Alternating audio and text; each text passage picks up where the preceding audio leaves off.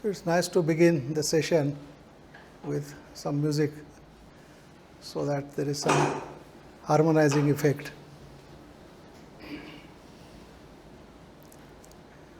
So we have too many topics to be covered, very short time. Each topic deserves a full workshop, about four dialogues in a workshop, and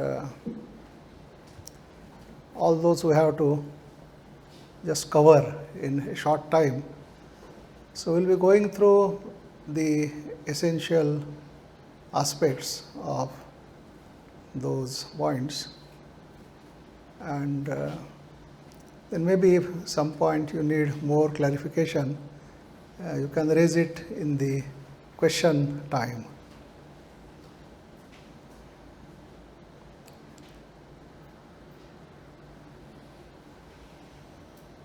So Krishnamurti has talked so much about thought, and whatever he has said about thought is not very positive. In fact, he calls thought as a contaminator. He says thought contaminates.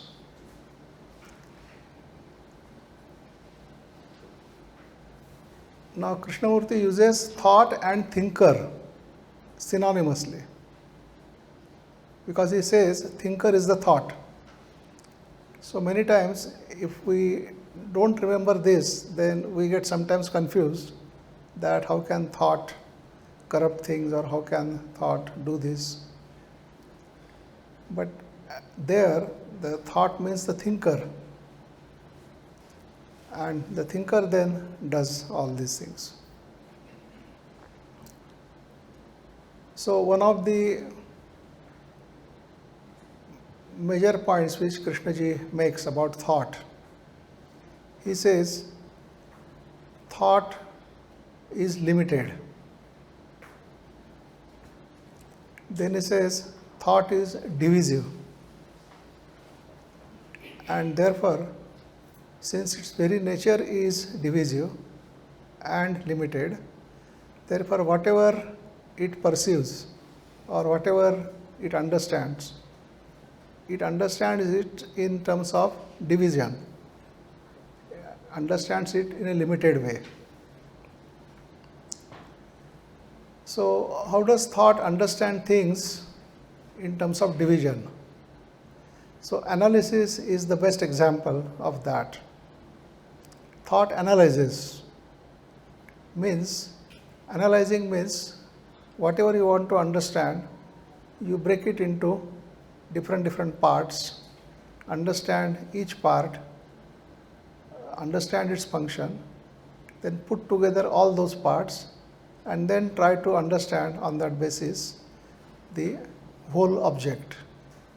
Like say, for example, if there is some machine and you want to understand that machine, so you will separate its parts, understand the function of each part, and then put together all those parts and then understand the machine. So when the machine doesn't behave properly, you know probably which part must have gone wrong, and then you can repair it or replace that part and so on. So that is the way the thought understands things. So that is the analytical approach, the analysis. Breaking the thing into small parts, understand each part, and then put together all those and try to understand the object. So that is the approach of thought. So thought always divides in order to understand. Right?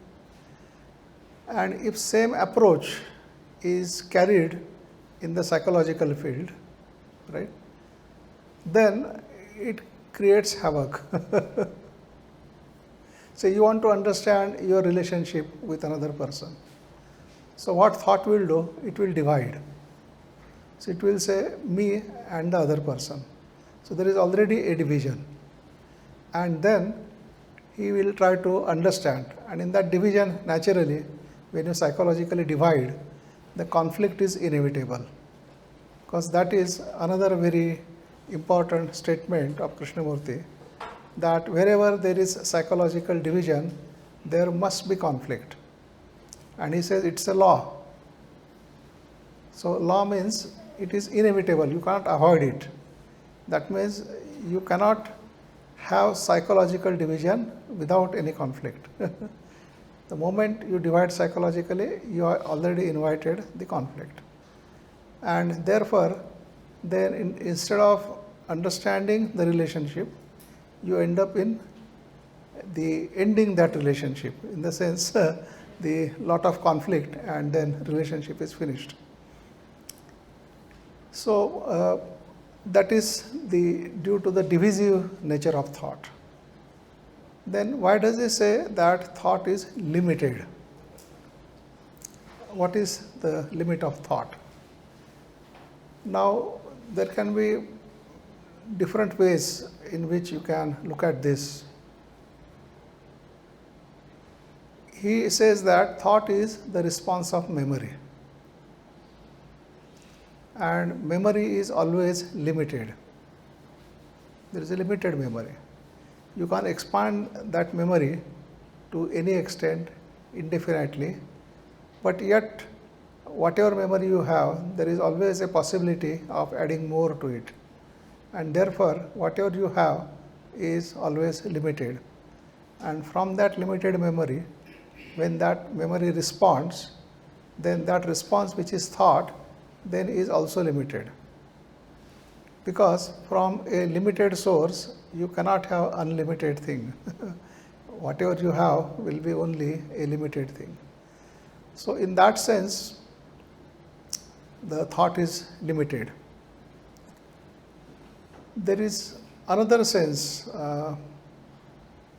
in which you can look at the limitedness of thought. Now, thought functions logically, rationally, and each logic has its own limitation. I mean, if you pursue the logic to its end, then you will find that either it ends up in what they call as infinite regression. That means what next, there is no end to it. So it's like unending story, right? So for example, in our inquiry, many times we say that we raise the question, why this is happening? And then he gives the reason. So because of this. Now, then why is it happening? Then again he will give, it happens because of that. Then again you will ask that, why is it happening? And so you will end up in giving reason after reason for whatever, and whatever reason you give, you will be always asked what is the reason for that reason. And so the story extends, goes on, and you never understand anything. So you are already caught in the trap of the logic, and then it is a never-ending story. So that is one possibility. The other is you get caught up in a circular kind of argument, and in circular kind of argument you come back to the same point from where you started your inquiry, and therefore you feel that, oh, you haven't inquired at all. You are in the same point. So that is the circular argument. And the third possibility is a paradox. That means two contradictory statements put together and looked at together, and then you don't know which one is correct, because if you look at it from the direction of one point of view, that point of view appears to be correct, the other appears to be wrong. But when you look at it from the other point of view, that looks correct and the previous one looks wrong. So you are not able to make up your mind which is correct and which is wrong. And many times you will find some such situations in Krishnaji's teachings also. But there, at least when you understand the full context, then this paradox is resolved. But if paradox is just a result of logical following up, then it is not resolved, and then you have to just let it be there. But if it is not just a logical conclusion or due to logical conclusion, but it is due to lack of understanding the full context, then it can be resolved. An example, Krishnaji used to talk about jealousy. So, at one place he says that if you see the seeds of jealousy in you, don't let them take roots, throw them away, don't entertain them. And in another place he says, if you see jealousy in you, let it flower, let it blossom, and it will end of its own. You don't have to do anything. So in one case he is asking you to throw it away immediately as soon as you see it. In another case he is saying, no, let it flower. So now these are two contradictory statements, and you will say, why is he saying this? Isn't he contradicting his own statement? But if you understand the full context of these statements, then you will see that there is no contradiction. Each statement is valid in its own way. So in first case he is saying, if you see the seeds of jealousy, so he is talking about seeds of jealousy. Seeds is something which has not yet sprouted, which has not yet come into life. It is just dormant. So it is very easy to get rid of things which are dormant, not yet alive. So we have to just throw them away, remove them, throw them away, and you are free of it. You don't have to worry about anything else. But once it has taken roots, that means it has already started sprouting, it has taken roots and it is growing. Now there, if you remove it by cutting it off, then it will grow again. And any amount of pruning and all these things is not going to get rid of it. It will keep on growing and growing. And then you will be wasting your energy in trying to get rid of it. So in that case, the only alternative is to let it grow, let it blossom, flower, and then it will come to its natural end, because whatever flowers also withers, and therefore after going through its flowering, it will wither and will end. So you don't have to do anything except watching it. So in this way you can see how the contradiction gets resolved. You may say that, well, instead of pruning, I may just uproot it and throw it, then it will not be able to grow, right? But uprooting in this case is not possible, because you are not different from the jealousy. You are the jealousy. Now how can you uproot yourself? So that dilemma arises there. So if jealousy were separate from you, then probably you could have done something with it. But you are not different from jealousy. All psychological reactions that arise within us, we are not different from that. And therefore, you cannot do anything about it. The only freedom you have is the freedom to observe and nothing else. So as long as human beings are living within the limits of thought, then they are like prisoners, imprisoned by their own thinking, by their own conditioning.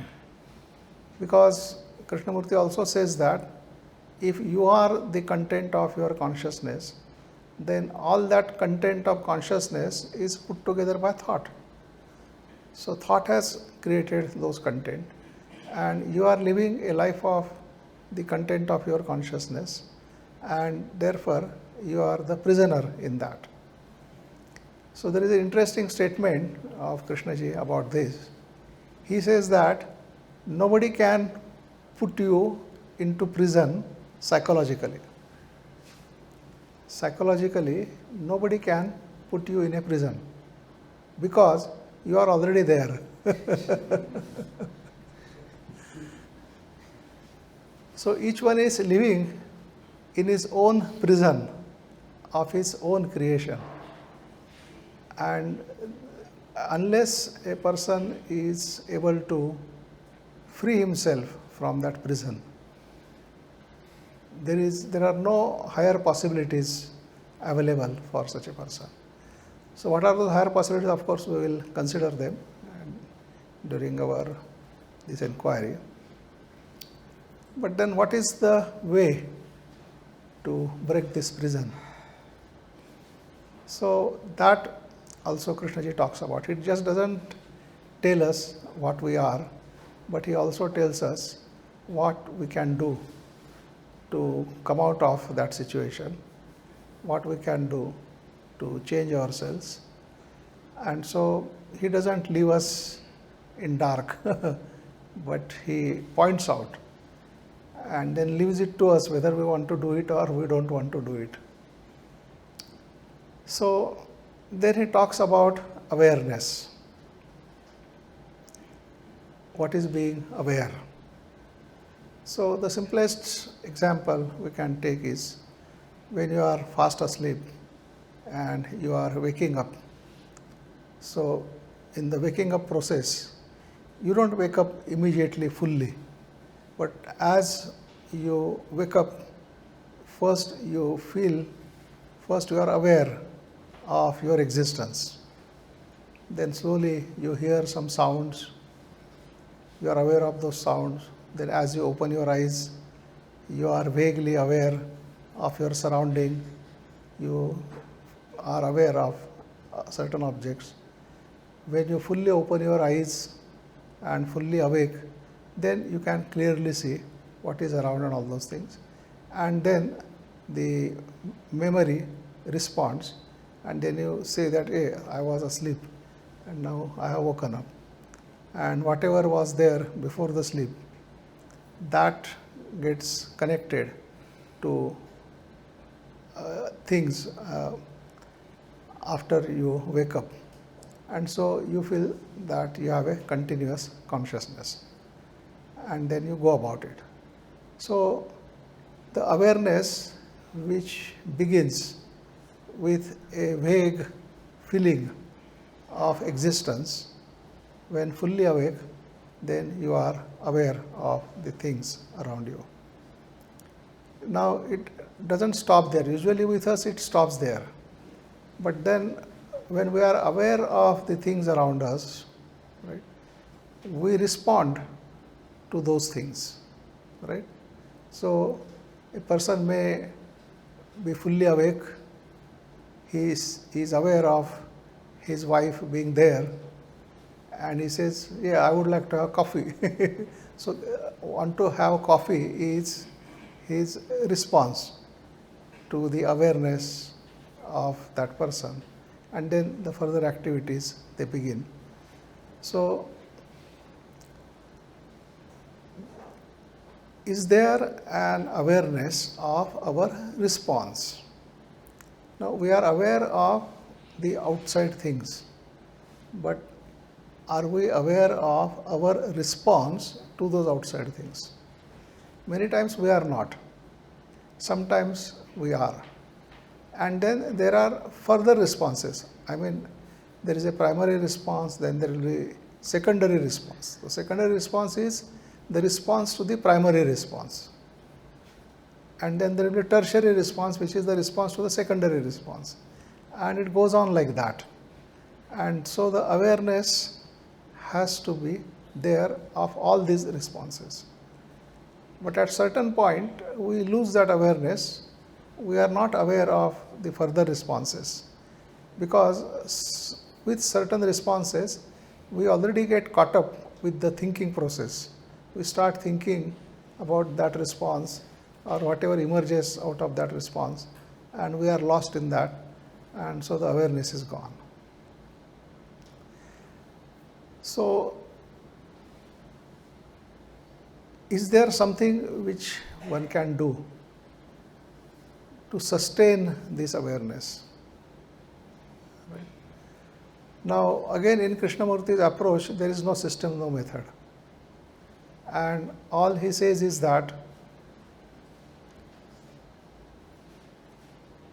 if you lose your awareness, then be aware of that. The moment you are aware that you are unaware, that itself is the awareness.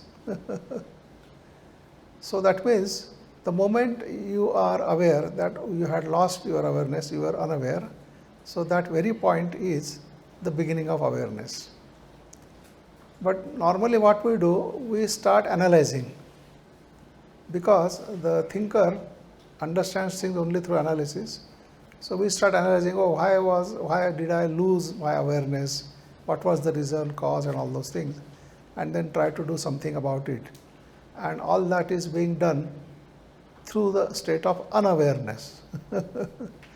And so it doesn't help in any way regaining the awareness. So the only way the awareness can be regained is to be aware of the unawareness. And that subtle point, I think one needs to grasp, because that point you will find is very often keeps on slipping from us. We are not able to grasp it. And from that awareness arises the attention. So attention means something which is attracting you. There is always, the attention is used that what attracted your attention. And so if there are things, first you are aware of the things, then out of all those things you are aware of, a certain thing attracts your attention. And so you pay attention to that thing, right? Now when you pay attention to that thing, what happens is you are observing it. If that thing is saying something, then you listen to it. And out of this observation, out of that listening, you try to understand that thing. And based on that understanding, there will be some action on your part.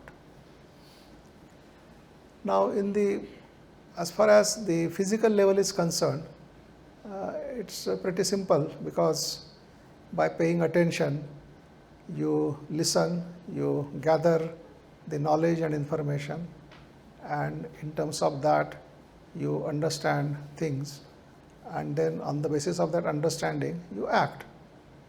So in a classroom, a student is looking out of the window, the teacher says, pay attention to your book, pay attention to me, what I am telling you. So by that he means that pay attention, listen, and learn from that. But there, something happens. I mean, what actually happens in that scenario is very interesting to take note of, because Krishnaji has pointed it out very nicely. Say the student is looking out of the window. There is something very interesting which he is seeing there. So with all his attention, he is looking at that, right? And here the teacher scolds him, says, oh, pay attention here. So in that, what happens is that the student who was already attentive now becomes inattentive. He is no longer able to pay attention to that. And when he is inattentive, then teacher is telling him, now pay attention. So the teacher has already destroyed attention, and now he wants the student to again pay attention. So Krishna says that's a wrong approach. The right approach would be not to destroy that attention, but turn that attention to something else which you think as important. Because if a person is able to pay attention to something, the same attention can be turned to anything else, and then with the same attention he can also observe and understand those things. So probably most of the teachers are not able to make their subject interesting, and therefore doesn't attract any student's attention, and it becomes quite a task for the teacher to draw attention of these children. So anyway, but attention will go as per your interest, because if you are interested in something, you will be rapt attentive to it. A person who wants to make a lot of profit, so whenever the money matter comes, he will be immediately attentive, carefully listening how he can multiply his money or his wealth. But if anything else, he may not be that attentive. So that attention, and attention is energy. Now, at the physical level, attention functions, brings some understanding, and that understanding helps you take appropriate action and finish the matter. But in psychological realm, when the attention functions, then it is a different situation. Because there, if you are paying attention to your psychological reaction, right, then in that psychological reaction, if you start learning in terms of knowledge and information about that psychological reaction, then you will end up with a lot of knowledge about that reaction. But the reaction will continue, which means I have all the knowledge about anger, why I get angry, and what happens when I get angry, and how can I manage or control my anger, all those things, all that information I have. But in spite of all that, I keep on getting angry. There is no freedom from anger. And therefore, the attention as it works at the physical level doesn't work in the same way at the psychological level. And therefore, one can say that, is there a different kind of observation? Because attention gives rise to observation. When you attend to something, which means you are observing. And in observation, you are gathering a lot of knowledge and information. And here you see that gathering knowledge and information is of no consequence, doesn't bring freedom from that psychological reaction. And therefore, is there a different kind of observation which doesn't gather knowledge, which doesn't gather information? And so, when you ask that question, which means that you are basically asking, is there a non-accumulative observation? An observation from which you do not accumulate anything. So, why do you accumulate?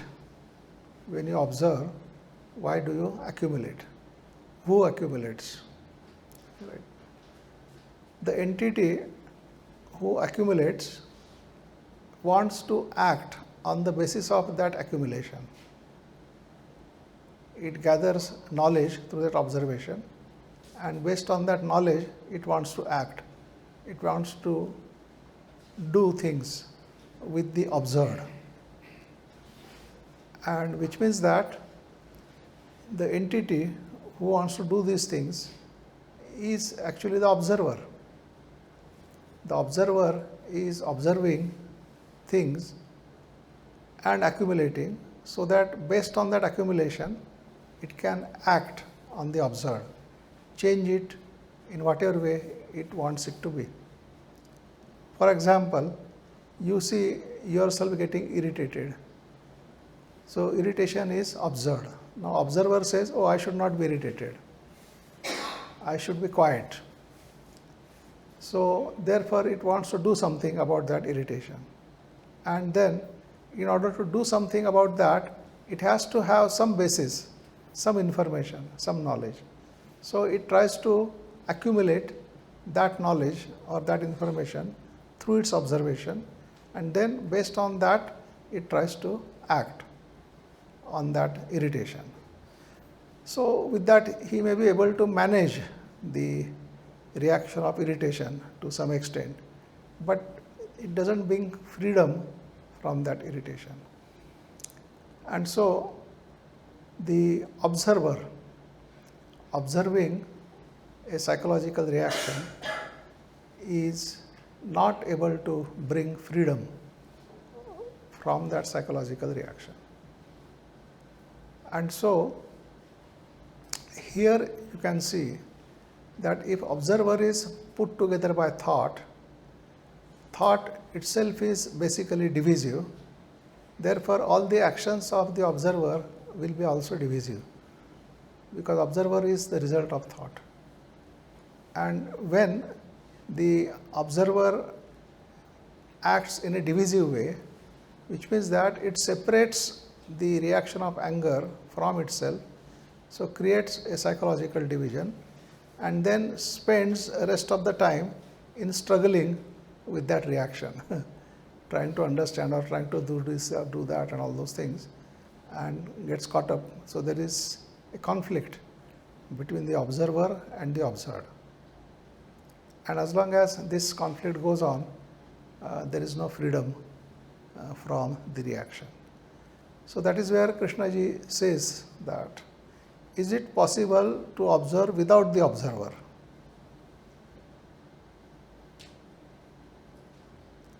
So in psychological realm, whatever you are observing, is it possible to observe without the observer? Now the interference of observer is in terms of thought, in terms of response of memory, and response of memory is thought. So is it possible to observe without the interference of thought? Right. So when you raise this question, then you are already inquiring into the possibility of such an observation, whether it is possible to observe without the interference of thought. And when you actually look at the factual situation in your life, you will find that when I look, the thought does interfere. So even if I ask the question whether it is possible to observe without the interference of thought, and I try to look at my reaction, I find that the thought does interfere. So does that mean that I have to conclude that therefore it is not possible to observe without the interference of thought? Now if I conclude like that, then the inquiry is over. Then I can't do anything. I have to just remain with that conclusion and somehow adjust and all these things, right? But you don't have to conclude like that. You say that yes, whenever I observe, thought does seem to interfere. Now the next question is it possible to observe that interference? Right. Now when you are trying to observe that interference, or when you are observing that interference, you will find that another thought arises in response to that observation. So again the question, can you observe that another thought? So which means that the observation sustains, what you observe, that is the observed, keeps on varying. Now I am observing this, next moment I may be observing something else, whatever that comes up. So the observed is changing, but the observation sustains. And if you are able to sustain that observation, then you will find that observation is really a very interesting thing that is happening to you. That means you are so much into that observation, you won't feel that how long you have been observing and all those things. That means usually when the thinker tries to observe, he feels that, oh, how long should I have to keep on observing? Can I not be my natural being and all those things? So that is because the thinker cannot sustain its observation for long. Thinker always wants to move, wants to go from one thing to another thing to third thing. So it's chattering all the time. And therefore a sustained focused attention, the thinker feels very uneasy. So if the thinker is trying to observe, then that observation will not be sustained. Then it will always try to say, oh, I have observed enough, now let me have a break.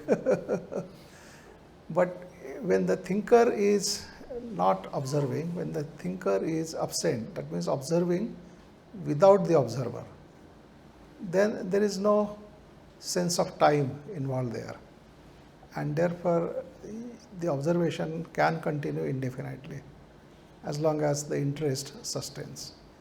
Now, that kind of observation is required in order to understand ourselves, that is, in order to understand the psychological reactions arising in us, psychological phenomena that happen within us or in another person.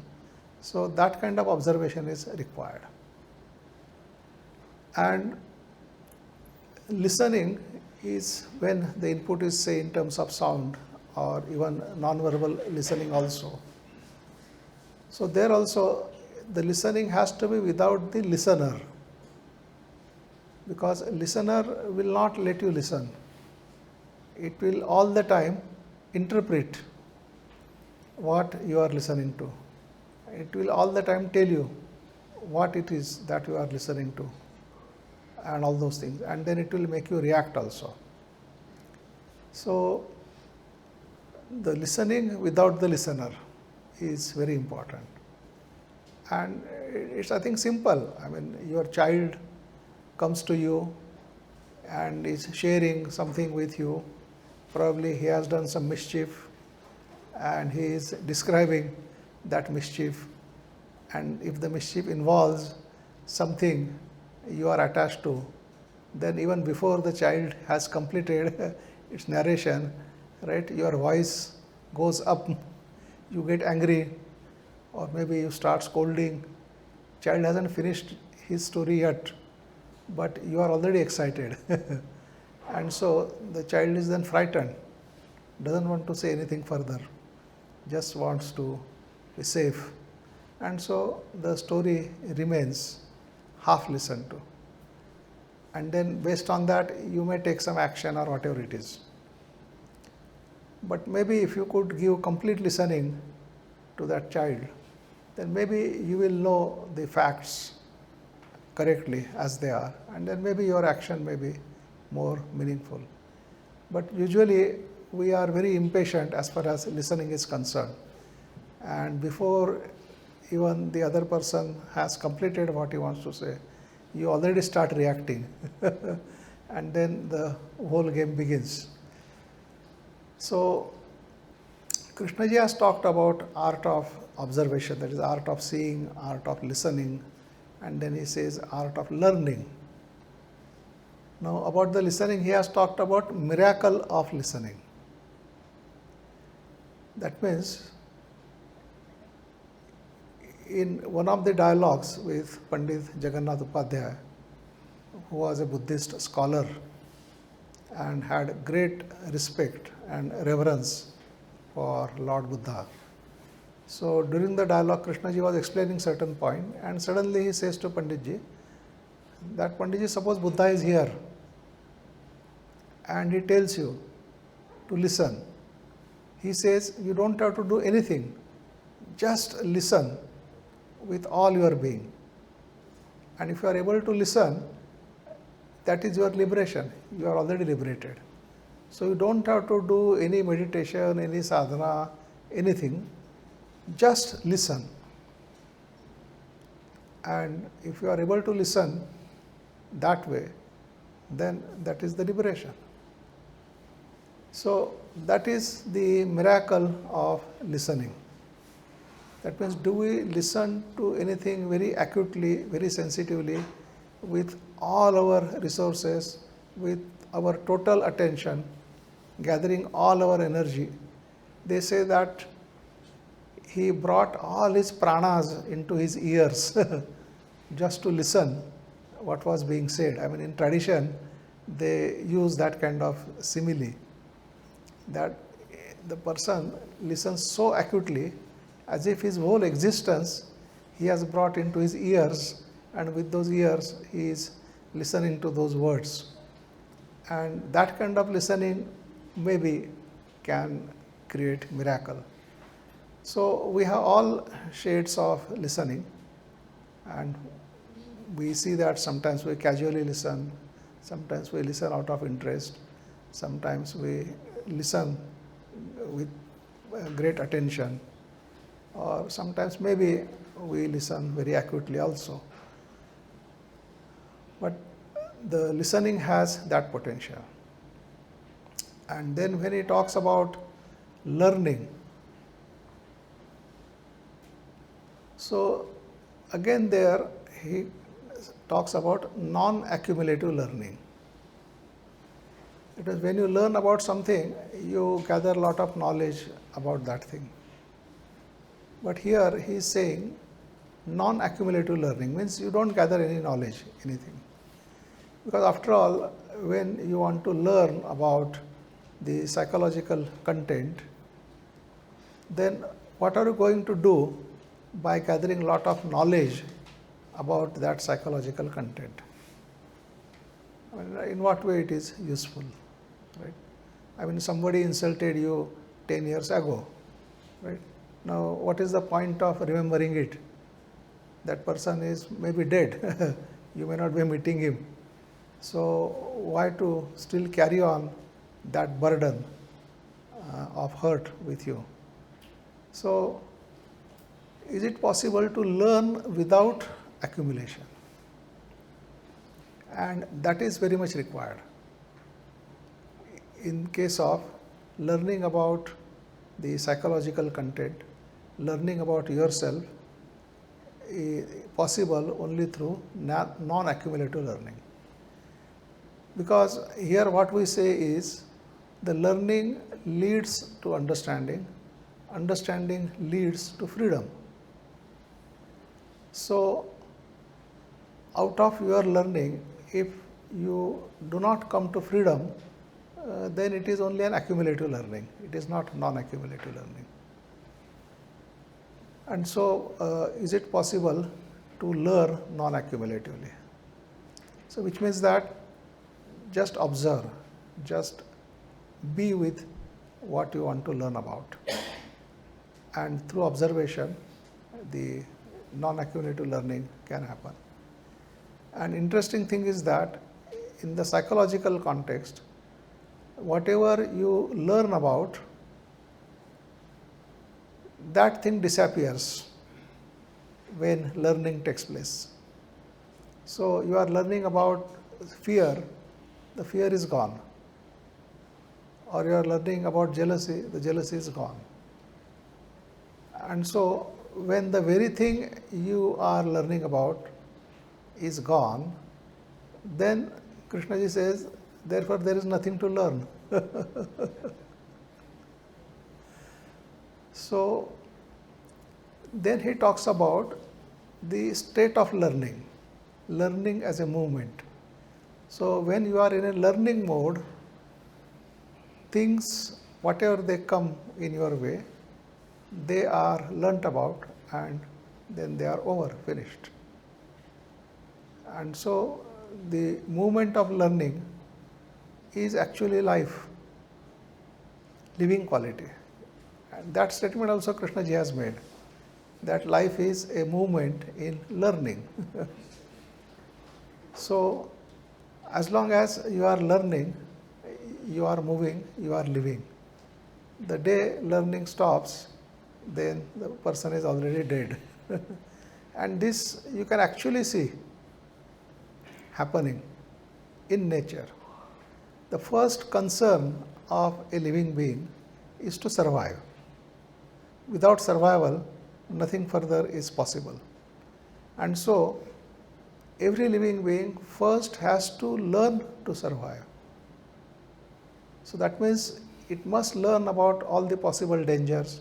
It must learn to develop those capabilities and abilities to fight with those dangers, to get rid of them and survive. So, learning is inevitable. I mean, without learning, probably life is not possible. And so, in the context of our own day-to-day life, are we learning about ourselves? Are we learning from the situation? Right? If we are not learning, then the same situation will come again into your life. Because the arrangement in nature is such that you have to learn. Out of that learning, you develop strength, your potential or capabilities, they unfold, you grow as a whole human being, and that is what nature wants. I mean, if you throw a seed in the ground, the nature wants it to bloom into a full tree with flowers, fruits, all those things. It doesn't want that the seed should just keep on lying in the ground forever. So we as human beings, the nature wants all our potential to come out, to unfold and grow as maybe one of the most beautiful product of nature. So that is what it wants, and that is possible only when you are in a learning mode, when you are learning. And so nature doesn't leave any opportunity to make you learn. A person may be very reluctant, a person may build walls around him in order not to learn, to protect himself from the main current or flow of life. But life will find him. Krishnamurti had made a very interesting statement where he says, life will not miss you.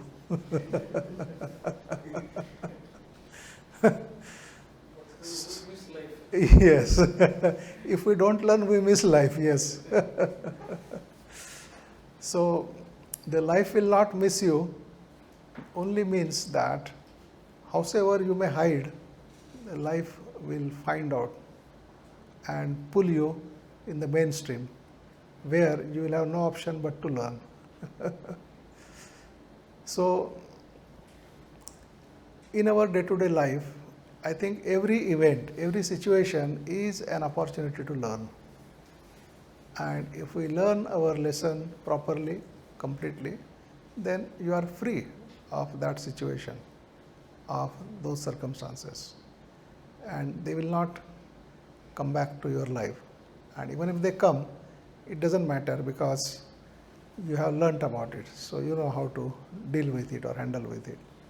And this way then the life can unfold. But without learning, the same kind of experience. So usually what people do, that if they find themselves in some difficulty, just to come out of that, they escape from that situation. They go somewhere else. But somewhere else, they will find that the same kind of difficulty will arise again.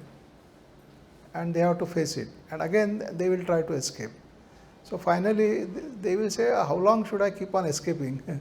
Why not just face it once and finish for all time?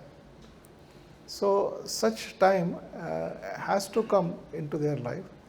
So what facing they are doing after so much escaping, they could have done in the beginning itself and saved all the time and energy spent in escaping from the situation.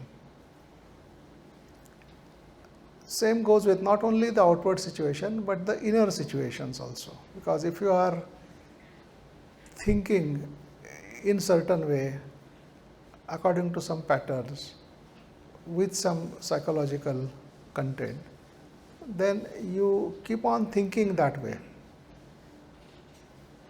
You are caught up, that becomes your tendency. And then it becomes very difficult to come out of that tendency. And then you say that, well, that is how I am, and that is my existence. I will continue like that.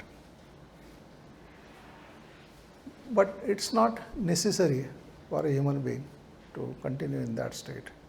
I mean, Krishnamurti has pointed that it is possible for a human being to change. And in the context of change, Krishnaji talks about death. Death as the ending, the complete ending. Now, we understand death in terms of the physical death, the death of the body, the death of the organism. But Krishnaji says that the death of the body or death of the organism is not very important, because even after the death of the body, the psychological content continues. So, there is no freedom from the psychological content even after the bodily death.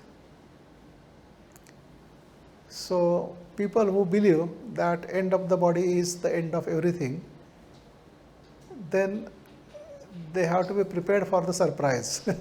In fact, Krishnaji made a very interesting statement that a person who doesn't believe that the psychological content continues after the death of the physical body, and he dies, and after the death he is asking his friend, if I am dead, why do I feel so horrible? Because death means should have been all ended, but still I continue to feel horrible. So why is it so? So that's a big surprise. So interesting thing is that, so even if you believe in reincarnation, Krishna doesn't say whether reincarnation is there or is not there, but he says if you believe in reincarnation, then even after death you continue psychologically, and when you are reborn with the same psychological content. So it is just the same wine in the new bottle. You have a new physical body, but in that you carry the same psychological content, and therefore you are going to behave in the same way, you are going to attract the same situations, you are going to respond in the same way, and you are going to create trouble for yourself also in the same way. And so the death and the reincarnation has not helped you in any way in changing yourself. So therefore he says, then why talk about the physical death, which doesn't bring about any psychological change? So he talks about what he calls as the psychological death. So psychological death, he says, the death of all the psychological content that you carry, the death of that. Now that kind of death alone can bring about a fundamental change, which he calls as the mutation. So that is possible only through a psychological death. So death means absolute ending without any possibility of coming back to life, full and final ending. So can the psychological content within us end in that way, full and final ending? No question of that psychological content coming back. So which means that if the fear has died in you, which means that you will never be afraid. There is no possibility of fear coming back to life. It's finished. So death as the final ending, that is how Krishnaji talks about it. So death is the full and final ending of the psychological content. Now here, in some limited way, we can consider death as, I have a certain trait in me of feeling, say, jealous.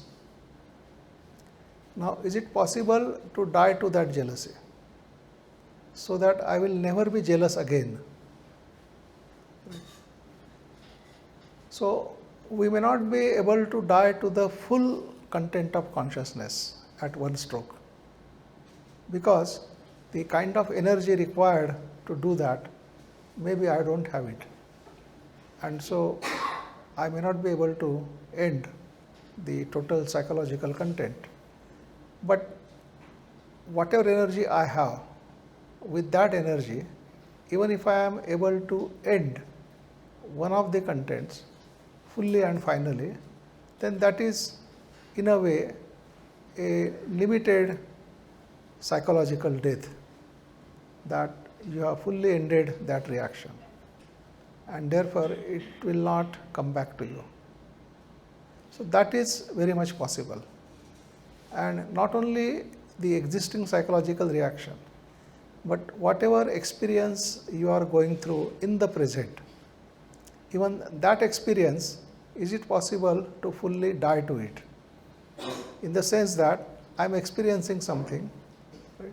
And as the experience ends or experience gets completed, at that time the experience is finished, gone, dead, and never to come back. So, which in a way means that, is it possible for me to go through that experience so thoroughly, so completely, that there is nothing more to be experienced in that. Whatever it was possible to experience through that, all that has been experienced. There is nothing further in that, and therefore it just drops, it is finished. So, completing one's experience, completing whatever one is doing, means the ending of that thing. It will never bother you.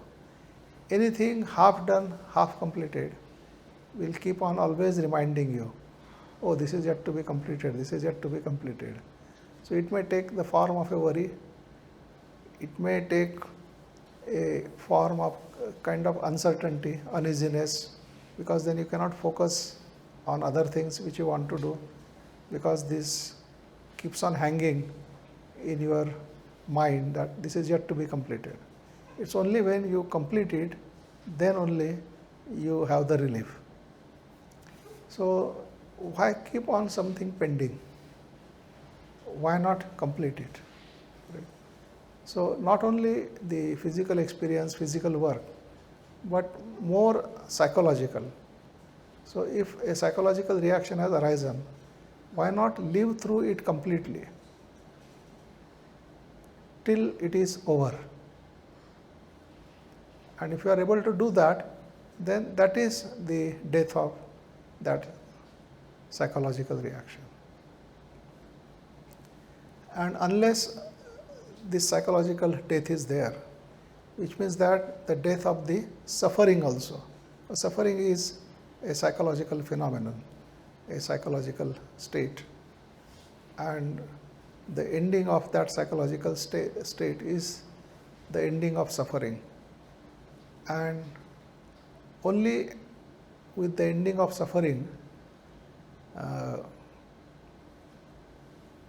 Krishnaji says, love is possible. As long as we suffer, there is no love, there is no compassion.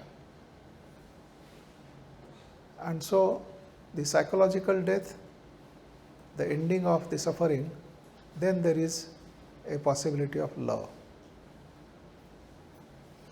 And he talks about love as the highest possible quality, because if you do not have love in your life, then life doesn't mean anything. It is just either a wasted life or a life like a desert. But with love, then life is most significant, most important. And if you ask him what is love, instead of telling you what is love, he will tell you what love is not. Because he says that if I tell you what is love, that love will be only an idea. It will not be the actual love. So when you deny, when you negate all the ideas about love, when you negate everything which is not love, then there is a possibility of love. Now, for negation is not an easy thing to understand. Negation doesn't mean a simple agreement. Like say Krishna says love is not attachment, and you immediately accept it. You say yes, I agree, love is not attachment. Then he says love is not memory. Then he says love is not desire. Then he says love is not pleasure. And whatever he says, you keep on accepting and agreeing with him. And at the end of it, do you have love? You don't have. Because you have only accepted his statement, you have merely agreed with that, but you have not really negated anything out of that. Because if you negate attachment, it means that you will never be attached in your life. The attachment has no place in your life. Only if you can say that, then one can say that yes, you have negated attachment. But merely accepting that yes, love is not attachment, but I continue with attachment in my life, and I feel attached, I feel nice if I am attached, feel secured and all those. So which means I have not understood attachment at all. Because negation is possible only through understanding. So that is what he talks about, love, compassion, and then he says the love and compassion has its own intelligence. So intelligence he brings in there. So intelligence is not the intelligence of thought, which is merely an intellect which functions in a fragmentary way. But intelligence of love, it doesn't function in a fragmentary way. It functions as a whole. And he says only that intelligence alone can resolve all human problems, because there is no duality in that intelligence, and therefore there is no conflict. And from that then he talks about religion. And he says religion is to gather all your energy to find truth about life.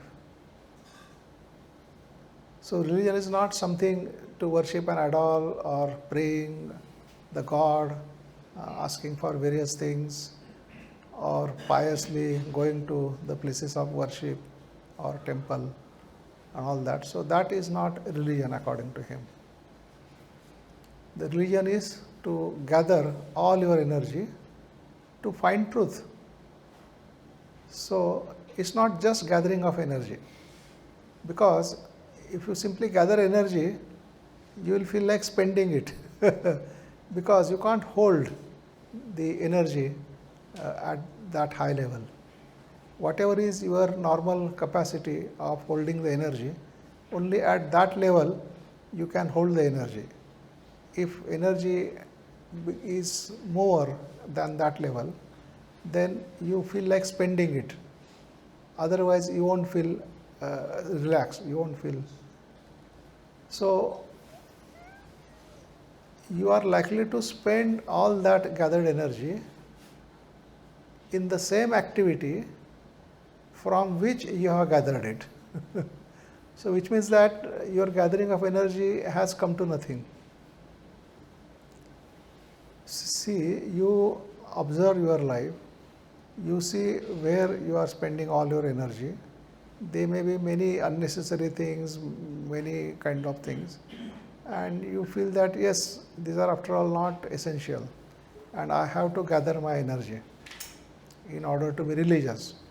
So you do not get involved in those activities, you save your energy, and so now you have gathered a lot of energy. That energy is more than the threshold which you can hold. So now whatever is the more, that you feel like spending, otherwise you feel very uncomfortable, very unsteady.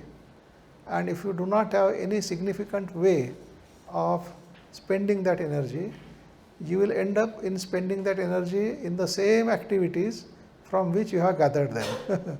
And so your gathering energy has come to nothing. So therefore Krishna ji adds that additional clause, to gather all your energy to find truth about life. So finding truth about life, that is the inquiry, to find out truth about life. So if you employ all your gathered energy for that, right, then you are not going to spend it from where you have gathered it. but you are going to use all that energy to find that truth about the life. And if you live a life where you are all the time gathering energy and employing it to find the truth about life, then you are living a religious life. Then that life alone is the religious life. No other kind of activity or life he calls as religious. So that is a brief review of what Krishnamurti has been talking about. There are more things that we will consider in the next session. Now the session is open for questions, if you have any questions to ask. How much time do we have? 5 to 11. Oh, 5 to 11. Yeah, 15 minutes we can, 10, 15 minutes we can. So we can have a few questions if there are. Sir, you have ended at truth. I You have completed at truth. yeah, truth, how life to be pursued. How truth has to be pursued. Yeah, because we frequently use about Right. Yeah, it's a good question. That we have talked about truth to find out truth about life.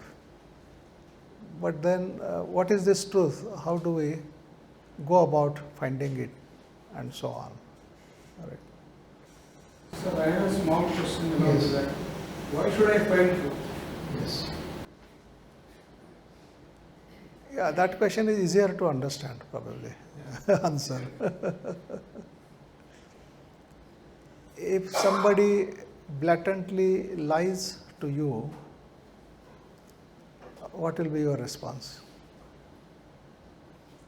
There is a person who blatantly lies to you, as a result of which you suffer some loss or something, then what will be your response to that person?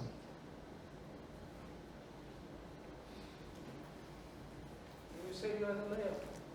Yeah, but in saying that you are a liar, is there an expectation that he has to be truthful to you?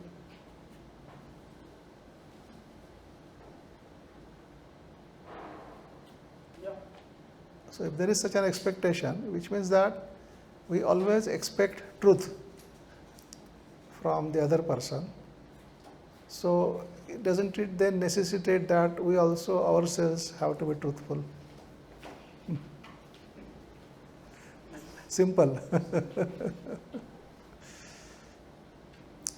So if I want to find truth about life and I pursue falsehood in my day-to-day activity, then how can I find that truth about life? Not possible. So which means that in my day-to-day activities, am I truthful? Or I keep on lying, I keep on cheating, I keep on stealing. Then such a person can never find truth, because his actions are contrary to truth. So there is a simple statement of Krishnaji. He says that to find out the sacred, you have to have a sacred mind. Only a sacred mind can find out that which is supremely sacred. So only a truthful mind can find out truth about life. And so here we get a clue that we have to be truthful in our day-to-day life. Only then we can hope to find that ultimate truth or truth of life. So you can see how difficult or easy it is. Because even in the situations where untruth is absolutely unnecessary, we speak untruth. To give an example, you are supposed to meet someone at some given time, right? And you are already late, and that person is calling you, oh, when are you coming, where are you, and all these things. Now you haven't even started from your house, you are still preparing yourself, but you tell him, no, I am already there in the middle of the way, and I will be reaching there in 5 minutes, so don't worry, I am held up in the traffic, right? You don't tell him that, well, I haven't yet started from the home, and I will start now, and maybe in this much time I will be at your place. You don't tell that, but you tell, yes, I am in the middle of the road, on the way, I will reach. So in this case, where was the need to speak untruth? I mean, it was not going to bring big earthquake or tsunami or anything. I mean, just a simple thing, and he would have understood whatever it is, or even if he doesn't understand, whatever may happen, right? But just to please someone, if you keep on speaking untruth, then the discovery of truth is not possible.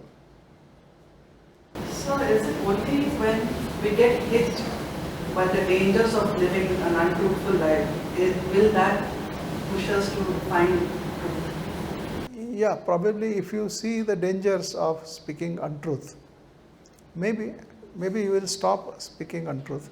When will we start seeking the truth? Actually, usually what happens that to justify one untruth, you have to speak another untruth, and to justify you have to do third, and finally it expands so much, it becomes a network of untruth, and if even one of that gets exposed, the whole thing just collapses.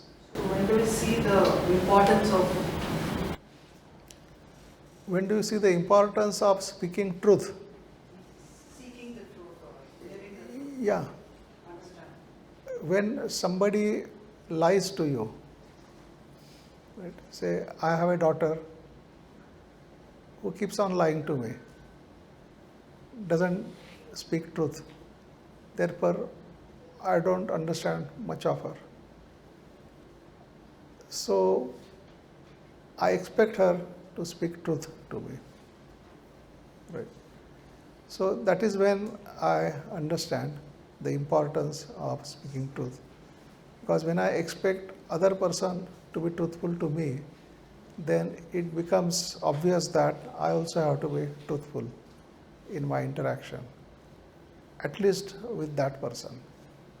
Then only it is possible. Sir, truth in daily life is not supposed to be equated to truth of life.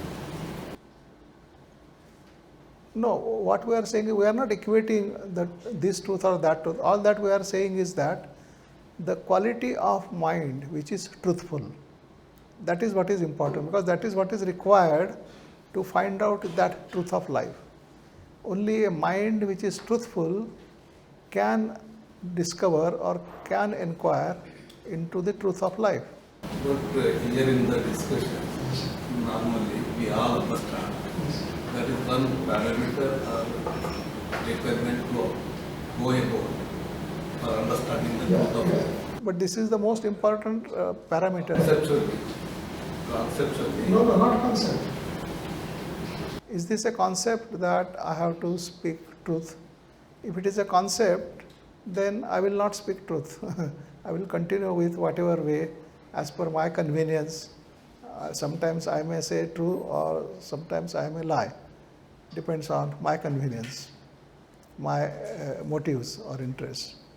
So then such a mind cannot find truth, because truth will not be as per its convenience. Truth is truth. It cannot be as per the convenience of X or Y. I feel Professor Satyanarayana's question is much more in broader perspective. Yeah, what is that? Because he has used the word sacred also, sir. Sacred. Sacred. He has used the word sacred. Sacred. Sacred also. Generally, we also listen outside in any religion. One has to find the truth. Of course, it is conceptual for us. I think in that sense, he has asked that question, sir. No, I haven't got the sense yet. I mean, what is the sacred got to do with that? And in the context is not very clear. Krishna has used the word sacred, sir, for example. And now a thing has, a desire has arose in me to find out that sacred because he has used to. I trust him so much. Already there is so much transformation in life. Maybe some fragments have been dropped away, as you said, jealousy, etc. Sir. Out of that gratefulness to him, thankfulness to him, so much trust happened. And he spoke about the sacred. Then I understand that he is asking us to find out what is truth. And now I want to find out what is that sacredness. That is the truth for me. Okay, that sacredness is truth for you, right? Yes, sir. So, can a mind which is untruthful find truth? No, It is a simple. So that's all. That answers your question. That answers your question. Which means one has to find out that truth, but you cannot conceptually look at it, which you mean. No, I mean you can build lots of concepts about that truth Yes. without any reference to your actual life, without any reference to actual state of your mind, right? I may be untruthful in my mind, but I can create lots of concepts about what that ultimate truth is and how one can approach it and all those things. But it's all then theory. It doesn't mean much. And that means it will only bring about a kind of self-deception. That means I will not be able to find out actually the truth, but I may label some concept, some idea as that ultimate truth, and then be happy with that idea as the truth. So which is a self-deception. So Thank you, sir. Sir, it is said that truth alone can bring a radical transformation in consciousness. Is that so? yes. Can you elaborate on it? Yes. Because you see, when you see things as they are, only then there is a possibility of changing those things, or change happening in those things. Because only when you are able to see things as they are, the real understanding is possible of those things. And with that understanding, the freedom, and therefore things can change. So in that sense, we can understand it, that statement. Is it a single truth or multiple of them? Yeah, I mean, truth is from moment to moment. Now, so if you connect truths at different moments, then it is not then from moment to moment. Then it is the continuity. It is no longer truth. It is knowledge. Yes. Then it becomes knowledge. Yes. But truth is moment to moment. Is it moment to moment? Is it truth? Yeah, truth is from moment to moment. But we call as awareness. Or as the awareness. Awareness is also from moment to moment. Then we have He to said, call it- can truth be called awareness? He is asking, can truth be called awareness? The truth cannot be called as awareness. But we can talk about the truth about the awareness. A person is saying, I am aware, then what is the truth of that awareness? Is he really aware, or he is thinking that he is aware? So truth about that awareness is that maybe he is only thinking that he is aware. So you can talk about the truth of something, but you cannot say that this or that something is the truth itself. So can we be diplomatic when we are talking about truth? Yeah, I mean, I think it should be possible to be honestly diplomatic.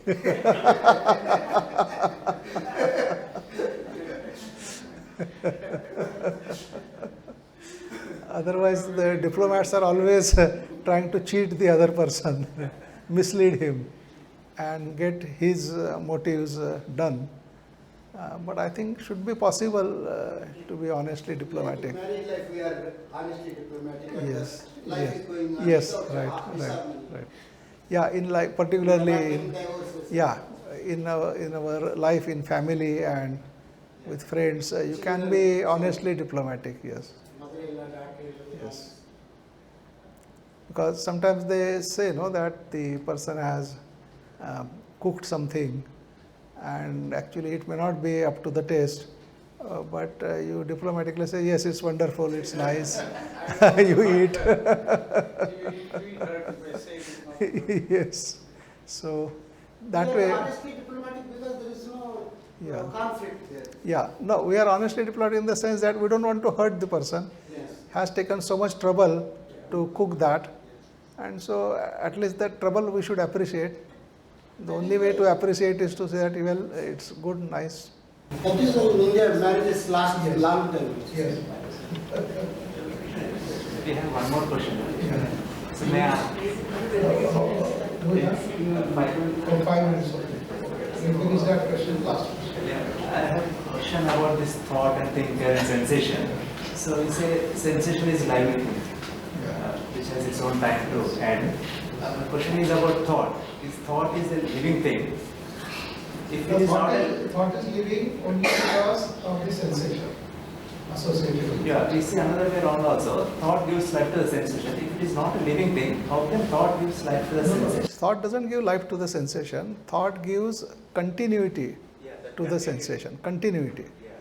Because there is something, and unless you hold it, unless you give a shape to it, it cannot sustain itself. Like say water, right? Now you have to have a container to hold the water. Without the container, the water will just disperse. Sensation comes to its natural end. Yeah, so sensation, if you are not holding it, it will disperse, it will wither, go. So thought giving is a form, so Yeah. it lasts long. Yes. But pleasurable sensation and Yes. painful sensation. Yes. Okay. It's painful, they want to discontinue. Pleasurable should continue. Yeah. So one more thing here, when we say thought is a thinker, is entire thought is a thinker or part of the thought is a thinker? And why does thinker arises out of the thought? It's also need to be clarified. Yeah, I mean the whole thinker is a bundle of thoughts.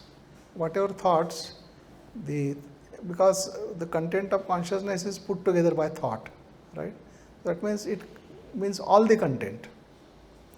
So the thought, the thinker is made up of all this content. And in that content, the thinker is making addition and subtraction. Entire thought is the thinker. Entire thinking, entire content of consciousness is the thinker. What is the psychological time? Is it movement of thinker or movement of the thought? Now, psychological time is the sense of time created by the thinker through its psychological activities. So, if a thinker is trying to become better, now in trying to become better, it is creating a sense of time. And it feels that it is becoming better and better day by day. But if it doesn't become, then there is no psychological sense of time at all. Things are what they are. Can we say movement of thought in the psychological field is psychological time? Yes. Movement of thought in psychological field creates this sense of psychological time. Yes. So I am jealous now. I don't want to become jealous in future. This movement from So this movement of becoming, that I am slowly changing myself from jealousy to non-jealousy. Right? Because first I see jealousy arising in me. I don't like it. So I take a decision that I don't want to be jealous. I have to do something about it. So what should be done? That I decide, right? That I should be doing this and all this. It will be always in terms of your actions or your responses to the situation and so on. And then we will start trying to behave in that way, right? But howsoever long you may continue to behave as per your plan, right?